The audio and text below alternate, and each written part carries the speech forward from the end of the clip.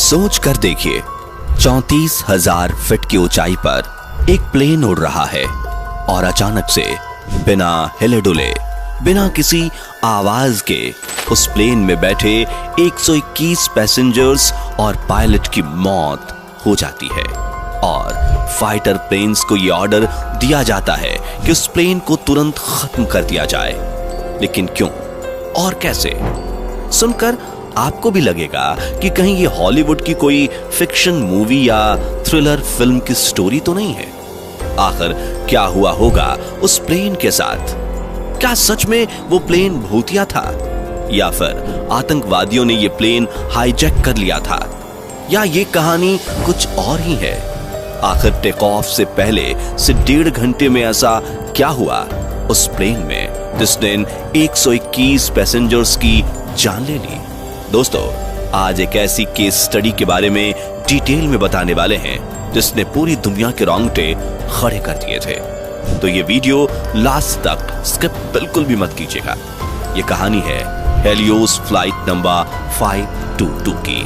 कहानी की शुरुआत होती है 14 अगस्त 2005 से। कहानी में आगे बढ़ने से पहले हेलियोस फ्लाइट नंबर 522 की पास्ट हिस्ट्री भी देखना जरूरी है। रिपोर्ट्स के मुताबिक ये प्लेन बोइंग 737 मॉडल का था, जिसे 7 साल पहले 16 अप्रैल 2004 में ओलंपिया के नाम से रजिस्टर्ड किया गया था। तो जब ग्राउंड इंजीनियर अपनी इन्वेस्टिगेशन पूरी कर लेते हैं तो प्लेन अपनी अगली उड़ान की तैयारी करता है, जिसके लिए उसे लैंक्रा इंटरनेशनल एयरपोर्ट से ग्रीस के लिए एथेंस इंटरनेशनल एयरपोर्ट तक की उड़ान भरनी थी। इतनी लंबी दूरी तय करने के लिए प्लेन के स्टाफ से लेकर पायलट और क्रू मेंबर्स की शिफ्ट चेंज की गई और प्लेन की कमान कैप्टन हैंस जॉर्गन मार्टिन के हाथों में सौंपी गई।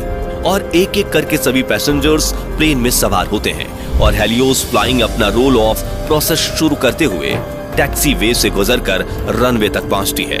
और सभी फ्लाइट चेक्स कंप्लीट करने के बाद ये फ्लाइट करीब 9 बजे लैंक्रा इंटरनेशनल एयरपोर्ट से टेक ऑफ करती है। उस समय ना तो फ्लाइट में बैठे हुए पैसेंजर्स को और ना ही क्रू मेंबर्स को जरा भी अंदाजा था कि ये उड़ान उनकी आखिरी उड़ान साबित हो सकती है, क्योंकि इस समय बादल बिल्कुल साफ थे, मौसम में कोई भी खराबी नहीं दिख रही थी और प्लेन नॉर्मली अपनी स्पीड से आगे बढ़ रहा था। फ्लाइट ने अपने रूट को फॉलो करते हुए समुद्र के ऊपर उड़ते हुए अपनी हाइट बढ़ाना शुरू किया। यूजुअली ये उड़ान महज 1 घंटे 23 मिनट की ही थी और प्लेन भी अपनी स्पीड से लगातार अपनी मंजिल के करीब पहुंच रहा था। टेक ऑफ के लगभग 10 मिनट बाद ही प्लेन 12,000 फीट की ऊंचाई पर पहुंच गया। लेकिन तभी अचानक से कुछ ऐसा होता है जो सभी के रोंगटे खड़े कर देता है। अचानक से फ्लाइट की कॉकपिट में केबिन प्रेशर वार्निंग अलार्म बजने लगता है और इस बात का यह इंडिकेशन था कि प्लेन के प्रेशर सिस्टम में कुछ खराबी है और पायलट्स प्लेन की हाइट को और ना बढ़ाएं। लेकिन इस समय पायलट ने इस वार्निंग अलार्म को नजरअंदाज कर दिया। उन्हें लगा कि ये फ्लाइट के टेक ऑफ कंफर्मेशन की वार्निंग अलार्म है जो पूरे 10 मिनट लेट बजा है। पायलट्स ने जैसे ही प्लेन की हाइट और ऊपर बढ़ाई तो कुछ ही मिनट में बहुत सारे वार्निंग अलार्म्स एक साथ बजने शुरू हो गए। क्योंकि केबिन प्रेशर वार्निंग अलार्म की वजह से ये दोनों पायलट्स पहले से ही कंफ्यूज और परेशान थे, तो अब एक साथ इतने सारे वार्निंग अलार्म को बजते देखकर इन दोनों ने अलार्म को ठीक करने की कोशिश की, लेकिन इनकी मेहनत बेकार हो गई। जिसके बाद इन्होंने हेलियोस मेंटेनेंस टीम को मदद के लिए कॉल किया। इस समय प्लेन आसमान में 18,000 फीट की ऊंचाई पर उड़ रहा था और पायलट्स मेंटेनेंस टीम मेंबर्स को प्लेन में हुई खराबी के बारे में बताने की कोशिश कर रहे थे। लेकिन इस समय अचानक से पैसेंजर्स केबिन में एक अलार्म बजना शुरू हो जाता है और पैसेंजर्स की केबिन में ऑक्सीजन मास्क लटकने लग जाते हैं, जिसकी जानकारी अभी तक पायलट्स को नहीं थी और वे इसे अब भी लैंडिंग कंफर्मेशन वार्निंग मैसेज में एरर समझ रहे थे। कंटिन्यू हेलियोस मेंटेनेंस टीम की रिक्वेस्ट के बाद प्लेन के ग्राउंड इंजीनियर से उन्हें कनेक्ट किया गया और ग्राउंड इंजीनियर ने प्लेन में चल रही खराबी की सारी जानकारियां मांगी। तब पायलट ने उन्हें बताया कि प्लेन का वेंटिलेशन कूलिंग सिस्टम बेकार हो गया है। इसके बाद ग्राउंड इंजीनियर उन्हें प्लेन का प्रेशर बटन चेक करने के लिए कहते हैं और पूछते हैं कि क्या प्रेशर बटन ऑटो मोड पर सेट है। लेकिन इस समय कॉकपिट में लगातार अलार्म और वार्निंग मैसेज सुनाई दे रहे होते हैं, जिसकी वजह से पायलट परेशान हो जाते हैं और इंजीनियर के इस सवाल को अनसुना कर देते हैं और उनसे वेंटिलेशन कॉलिंग सिस्टम को ठीक करने की डिमांड करते हैं। लेकिन इसी बीच अचानक से पायलट्स और सर्विस इंजीनियर का कनेक्शन टूट जाता है। हालांकि हेलियोस एयरबेस पर मौजूद ग्राउंड सर्विस टीम और एटीसी बार बार फ्लाइट में मौजूद पायलट को कनेक्ट करने की कोशिश करते हैं, लेकिन सारी कोशिशें नाकामयाब रहती हैं। प्लेन की हाइट लगातार बढ़ती जा रही थी। अब प्लेन 34,000 फीट की ऊंचाई तक पहुंच चुका था, लेकिन बार बार कोशिशों के बाद भी जब प्लेन के पायलट से कोई कनेक्शन नहीं हो पाता तो दोनों LBS पर मौजूद स्टाफ की टेंशन बढ़ने लगती है। इसके बाद पास ही में एक एयरफोर्स स्टेशन से 2 F-16 लड़ाकू जहाजों को इस पायलट के पास जाकर उसको चेक करने के लिए भेजा जाता है। सुबह 11:24 पर यह दोनों फाइटर प्लेन हेलियोस फ्लाइट के पास पहुंचकर उसके पीछे पीछे उड़ने लगते हैं और इनमें से एक प्लेन फ्लाइट के साथ उड़कर उसके अंदर झांकने की कोशिश करता है और इस फाइटर प्लेन में जो कुछ देखा गया वो सबके होश उड़ाने वाला था।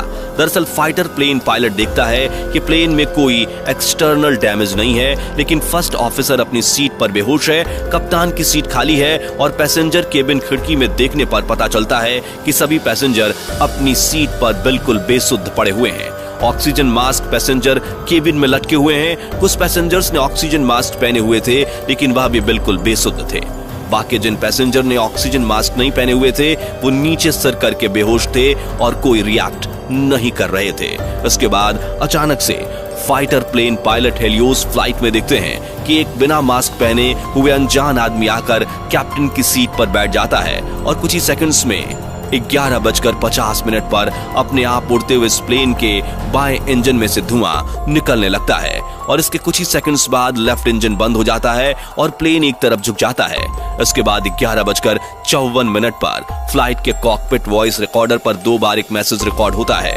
अब तक घड़ी में 12 बज चुके थे और ये प्लेन 7100 फीट पर उड़ रहा था और देखते ही देखते लेफ्ट इंजन के साथ राइट इंजन का भी फ्यूल खत्म हो जाता है और जैसे ही प्लेन के दोनों इंजन बंद होते हैं प्लेन तेजी से नीचे की तरफ लैंड करने लगता है और महज 4 मिनट के अंदर 12:04 पर ये प्लेन एथेंस एयरपोर्ट से करीब 40 किलोमीटर दूर पहाड़ियों के बीच भयंकर तरीके से क्रैश हो जाता है। इस प्लेन में करीबन 115 पैसेंजर्स के साथ 6 क्रू मेंबर्स मौजूद थे, जिनमें से कोई भी नहीं बचता और सभी 121 लोगों की मौत हो जाती है।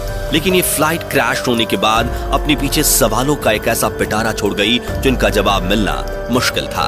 इस फ्लाइट के क्रैश होने की कोई एक वजह नहीं थी, बल्कि गलतियां शुरू से ही हो रही थी। सबसे पहली गलती थी जब ग्राउंड इंजीनियर को प्लेन में खराबी चेक करने के लिए कहा गया, तब ग्राउंड इंजीनियर ने प्लेन में एक्सिलरी पावर यूनिट को यूज करने के लिए प्रेशरिंग सिस्टम को ऑटो से मैनुअल मोड में शिफ्ट किया, लेकिन फ्लाइट को चेक करने के बाद इंजीनियर इसे फिर से ऑटो मोड में शिफ्ट करना भूल गया और ये इस फ्लाइट के क्रैश होने की सबसे बड़ी वजह थी, क्योंकि एक प्लेन में उड़ते समय प्रेशराइज सिस्टम का ऑटो मोड में होना बेहद जरूरी है ताकि प्लेन अपने एल्टीट्यूड के अकॉर्डिंग अपना एयर प्रेशर मेंटेन करके रख सके। इसके बाद दूसरी गलती प्लेन के पायलट्स और क्रू मेंबर्स से हुई, जिन्होंने उसी सुबह 5 बजे अपनी प्री फ्लाइट मीटिंग के दौरान प्लेन का सेटअप किया था और इस मीटिंग में भी फ्लाइट के फर्स्ट ऑफिसर ने इस बटन को चेक नहीं किया। अपनी चेकलिस्ट इंश्योर करते हुए इन पायलट्स ने प्रेशराइज बटन पर ध्यान ही नहीं दिया और यह बटन मैनुअल से ऑटो पर शिफ्ट नहीं होता। नेक्स्ट मिस्टेक प्रेशराइज बटन की सेटिंग ही थी, क्योंकि फ्लाइट में प्रेशराइज बटन के मैनुअल मोड में होने पर ग्रीन लाइट जलती थी और ग्रीन लाइट एक पॉजिटिव सिग्नल देती है, इसलिए पायलट की नजर किसी भी तरह से इस मिस्टेक पर नहीं गई और अगर इस बटन के मैनुअल मोड में होने पर रेड लाइट इंडिकेट की जाती तो शायद ये गलती इतना बड़ा हादसा ना बनती।